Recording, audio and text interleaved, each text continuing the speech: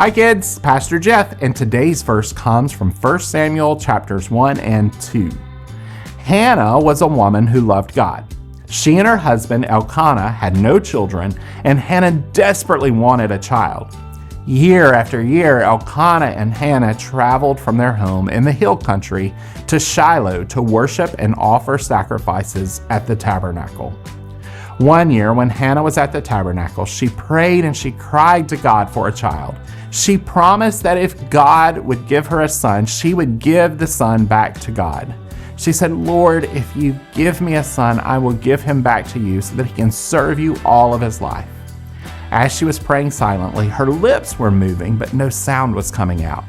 Eli, the priest, saw her and was worried that something was wrong with Hannah. Hannah said to Eli, "I am a woman who is deeply troubled. I have been praying to God out of my sadness." Eli said, "Go in peace, and may God grant you what you have asked of him." Hannah and her husband Elkanah went home and continued to worship and obey God.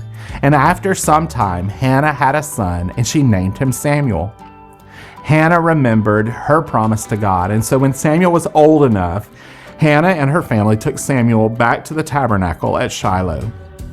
Hannah made her sacrifice to God, and then she brought Samuel to the priest Eli, and Hannah said, "I am the woman who stood here beside you praying to the Lord.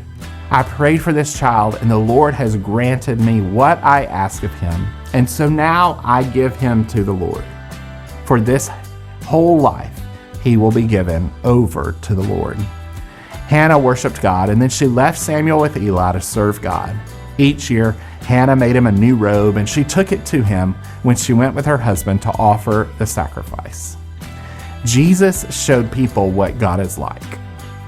Psalm 95:6 says, "Come, let us worship and bow down. Let us kneel before the Lord our Maker."